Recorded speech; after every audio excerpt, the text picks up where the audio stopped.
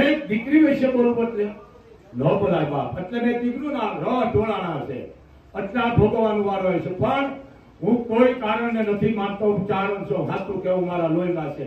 અને બીજી તમને એક વાત કરું, ખરેખર તમે આવીને બોલો છો, ફરક તો અમારી પડે છે બાપ. હવે પેલા અમારે બોલવું પડે, હવે પેલા અમારે બોલવું પડે કે ગાદી પતિ બેઠા, કારણ કે મારે કોઈનું કઈ લેવું જ નથી બાપ.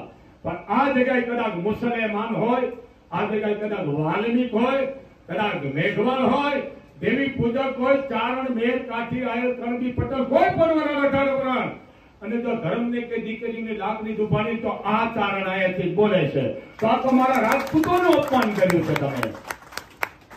આ સમજી લેજો તમે. હું બહુ મર્યાદાથી બોલું છું બાપ. હું કોઈ કારણને નથી માનતો અને સરકાર હારી છે નહીં હારું કરતી રહે, હું કોઈ નથી.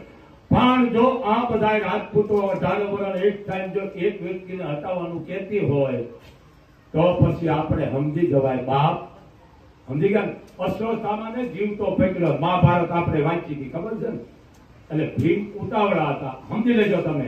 આ તમે ઉતાવળા થાવ છો ને, પણ હું ખાસ કહું છું રાજપૂતો, તમે મીટિંગો કરો, મા મોગલનો તમને આદેશ છે અને મા ભેળી છે અને સમય આવશે તો હું પણ હજી ભેળો રહીશ. સમજી લેજો રાજપૂતો. પણ તમે મીટિંગો કરો, પણ એક ધ્યાન રાખજો બાપ, કોઈ પણ નુકસાન કે હાનિ તમે નહીં કરો. મને પૂરેપૂરો વિશ્વાસ છે મારા હવલ. પણ હવે એવી લડાઈ કરવાની છે બાપ. મત ફરજિયાત આપણે આપવાના છે. મતદાન આપવાનું, કારણ મતદાન ન કરી આપણે દેશદ્રોહી ગણાય છે. એ બહુ પાપ લાગે છે. કાયદેસરનું મતદાન કરવાનું. કદાચ આપણા વૃદ્ધ મા બાપ હોય ન આવી શકતા તો અહીંયા જઈ જાય અને મતદાન કરાવજો. પણ કેને આપણે દેવું કેને ન દેવું એ આપણે બધાને થાય નક્કી કરવાનું છે. એમાં હોય પેલો સૌ બાપ. બીજી વાત, ભીમ અશ્વસ્થાન પકડી લીધો. અહીંયાથી ને આવે બધું પકડી લીધો. ત્યાં મારી નાખો કે મરાય નહીં ભીમ, કે અમારા 5 દીકરાને મારી નાખ્યા છે. કે વાત હતી પણ એક કરી ગુરુનો દીકરો છે ને મરાય નહીં. તો તે મણી કાઢી લીધી, માથે વાળ કાઢી લીધા. તો કે ના, તો કે એક કરી ભીમ, ભગવાન કૃષ્ણ અખિલ બ્રહ્માંડનો માલિક, મારા હાવા જ એની માથે સમાજે ચોરીના આરોપ નાખ્યા હતા કે આ મણી આ લઈ ગયો વીટલો. આપ જાણો છો ને? કીધું ભગવાન કૃષ્ણ ભીમ એક જ સભા ભેળી કરી, જેમ આપણે આ કેમ સભા ભેળી કરી, હજારોની સભા ભેળી કરી, પછી એને અપમાન કરી સભાની માલકોરી થઈ, જીવતો મરી ગયો. આટલી અપમાન થાય છે મારા મોગલ માટે. જીવતો મરી ગયો કહેવાય, જીવતો ન કહેવાય બાપ. સમજી ગયો ને મારો શબ્દ? એક માણસ ઠપકે કાળું પડે છે તો એની કિંમત થાય છે. તો હોનાર જ થઈ ગયો બાપ. તળાવડા ભરાઈ ગયા, સલકાઈ ગયા, નદીઓમાંથી પાણી વહેતા ઓવરફ્લો થઈ ગયા, ડેમો ઓવરફ્લો થઈ ગયા.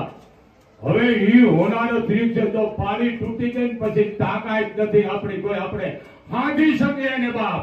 સમજી લેજો. પણ હજી રોકી લ્યો, કારણ કે હવે તો બહાર પી ગયું છે, લેવાના મોભે ચડી ગયા છે.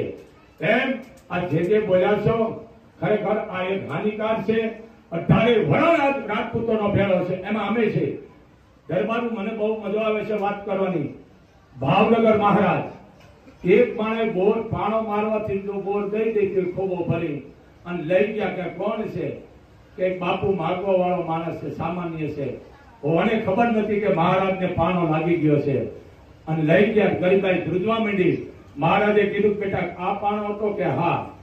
દિવાળને કહી દીધું પાણા ભારો ભાર આ માણાને હોનામાં આપી દો જાઓ. પણ કે બાપુ તમને પાણો લાગ્યો તમે આવો ન્યાય કરો છો? કે મોરીખા જો એક બોરડી બોર દઈ દેતી હોય તો હું ભાવનગરમાં નરેશ રાજા છું, મારી ફરજમાં આવે છે એને દેવાની. હે માણા હાવજો, તમે ઈ છો.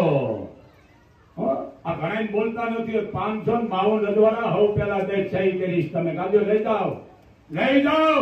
જો ભારત એક થતો હોય તો હવ